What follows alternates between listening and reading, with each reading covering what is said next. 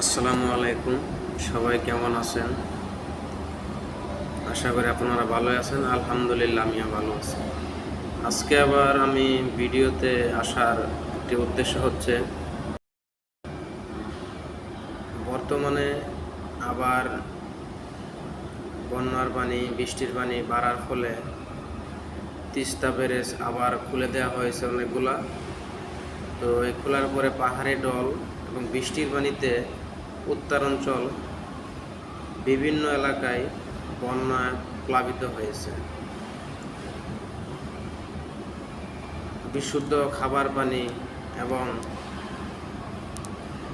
খাবারের ব্যবস্থা তাদের বর্তমানে নেই। অনেকটাই দুর্ভোগ চলতেছে তাদের উপর দিয়ে। প্রায় ৬০-৭০ হাজার ঘরবাড়ি পানিবন্দী অবস্থায় আছে। তা আমি মনে করি ফেনী, কুমিল্লা, নোয়াখালীর মতো আপনারা এই উত্তরাঞ্চলেও সাহায্য সহযোগিতা করেন, কারণ তাদেরও মোটামুটি এমনই অবস্থা হয়েছে। অনেকটা এলাকা জুড়ে এরকম বন্যা পরিস্থিতি, অনেকটা ফসল জমি নষ্ট হয়ে গেছে।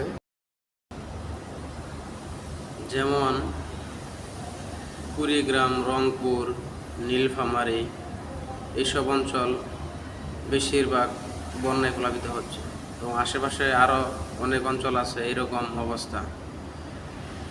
তো আমি মনে করি সবাই আপনারা যতটুকু যাই পারেন সাহায্য সহযোগিতা করেন, যার যার সামর্থ্য আছে।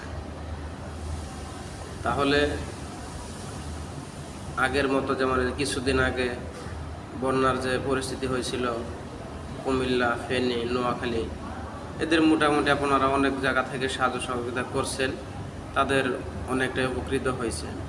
তো আমি মনে করি আপনারা ওই উত্তরাঞ্চলের বন্যাবাসীদের এরকম একটু সাহায্য সহযোগিতা করেন, তাহলে তাদেরও কিছু উপকৃত হবে।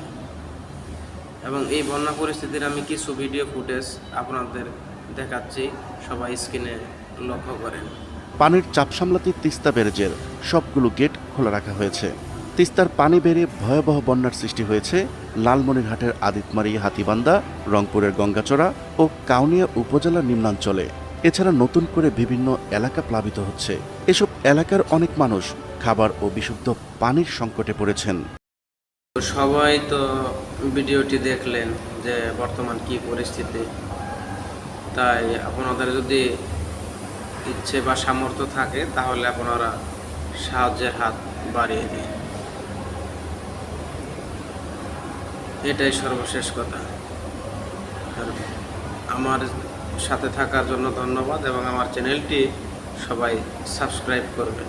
Thank you.